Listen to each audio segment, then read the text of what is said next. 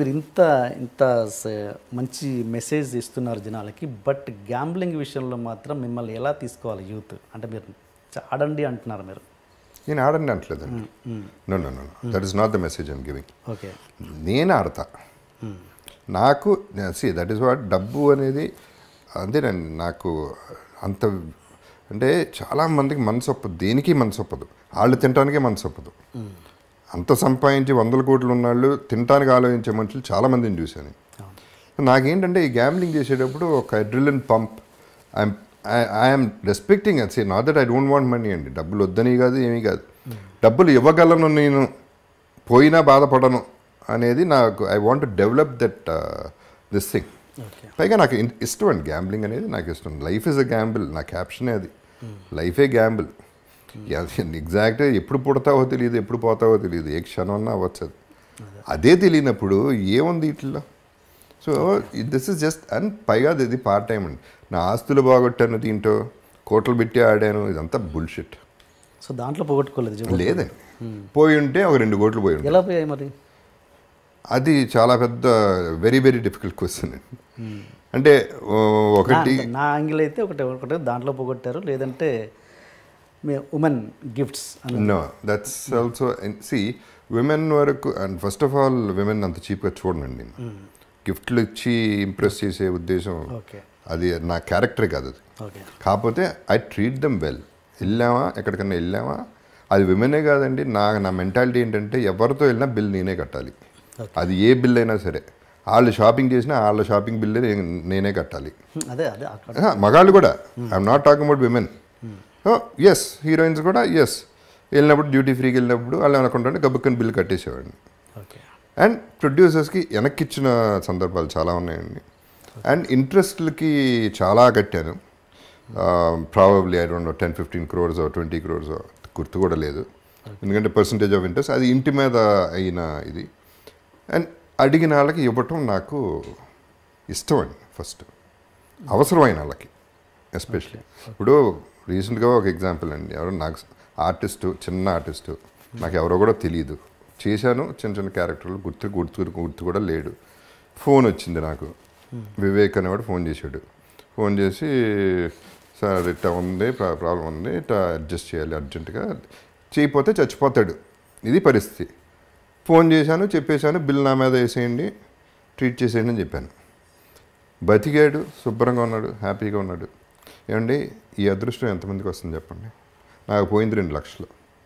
పోవటం కూడా కాదు, ఓ ప్రాణాన్ని సేవ్ చేశా, ఓ ఫ్యామిలీని సేవ్ చేశా. అంతకంటే అదృష్టం ఎవరికి వస్తుంది? ఇంతకంటే సాటిస్ఫాక్షన్ ఎవరికి వస్తుంది? ఈ ఒక్క దాంట్లోనే వస్తుంది సాటిస్ఫాక్షన్. అవసరమైన వాడికి ఇవ్వటంలోనే సాటిస్ఫాక్షన్ ఉంటుంది. అది ఛాన్స్ దొరకాలండి, దానికి ఒక అదృష్టం ఉండాలి, ఆ బుద్ధి ఉండాలి, డబ్బు ఉండాలి, బుద్ధి ఉండాలి, అది ఎంజాయ్ చేసే ఇది ఉండాలి. నాకు I feel so proud and I feel so great. Wow, నేను ప్రాణం ఇవ్వగలిగా. అంతకంటే ఏం చేయాలండి లైఫ్లో? ఆ 2 లక్షలు నాకేంటి?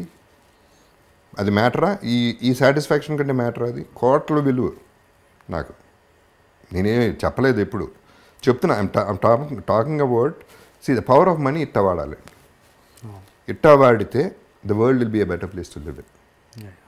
సో ఇట్లాంటివి చాలా చేశాను. నేను హాస్పిటల్కి వేరే పని మీద వెళ్తే ఎవరో పేషెంట్ చూసి వాళ్ళకి ఇచ్చేసి డబ్బులు, ఎక్కడికి వెళ్తే హాస్పిటల్ ఎవరిని చూసాను కానీ నేను డాక్టర్కి చెప్పేసి అందరు తెలిసిన వాళ్ళే కదండి, నా మీద వేసేయండి బిల్ అని. సో సిచ్యువేషన్ అది, వాళ్ళు కట్టలేరు, వాళ్ళు సేవ్ చేయాలి, నా మీద వేసేయండి. ఒక యాక్సిడెంట్ అయింది, నేను విట్నెస్ ఆ యాక్సిడెంట్కి. 4 కుర్రాళ్ళు, ఎమర్జెన్సీ కుర్రాళ్ళు, పెద్ద రిచ్ లాగా లేరు, అక్కడ అడ్మిట్ చేయరు.